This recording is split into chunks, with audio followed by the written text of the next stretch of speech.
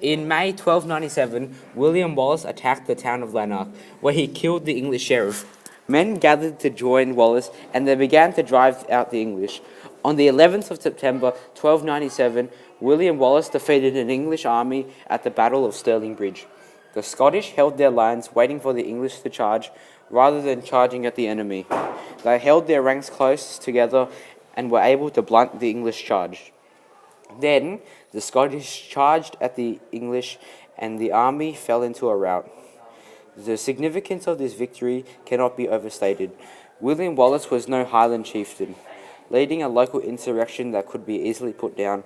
William Wallace showed himself to be a very capable military leader, very adept at strategy.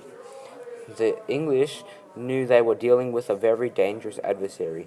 The Scottish also knew that here was a man that could effectively lead the forces of hitherto divided Highland chieftains and win. This and many other military successes weakened the English hold on Scotland, resulting in Wallace launching raids into England. The defeat at Stirling Bridge resulted in the English regrouping around Edward, who marched north with an army. Wallace's strategy was to avoid conflict and slowly withdraw. This was a tactic similar to the military strategy scorched earth that the Russians adopted when dealing with the forces of Napoleon and Hitler.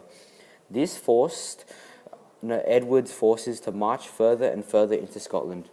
Perhaps the Scottish army became overconfident after the victory at Stirling Bridge. Perhaps divisions were emerging in the Scottish chain of command. Perhaps the English had learned that from the defeat at Stirling Bridge.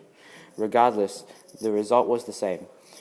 In July 1298, the Scottish and English armies met near Falkirk, and the Scots were defeated. Wallace was seized in the vicinity of Glasgow in August 1305 and was transported to London. He was charged and tried for treason, which he denied.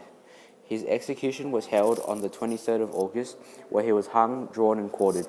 His head was placed on London Bridge, and his limbs were displayed in Newcastle, Berwick, Stirling and Perth. William Wallace has been portrayed as a hero and a common criminal. He certainly did become the first Scottish leader who was able to defeat an English army when the English were better trained and better equipped.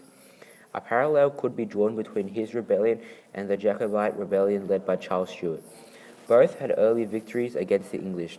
Both Wallace and Stuart sought help from the French against the English. Wallace was executed by the English, while Stuart escaped only to lapse into alcoholism and ultimately death. Another parallel can be drawn against Wallace and the present-day Scottish national movement. Wallace wanted an independent Scotland, something the present-day Scottish nationalists want. Stuart wanted to regain the English crown. In this sense, he was different from Wallace. William Wallace has been acclaimed a hero by many Scots. He was the first Scot to show that the English could be militarily defeated. Like many leaders before him and after him, he found that the division of the Highland chieftains a great handicap. Perhaps he was a political leader, but more so a very effective general.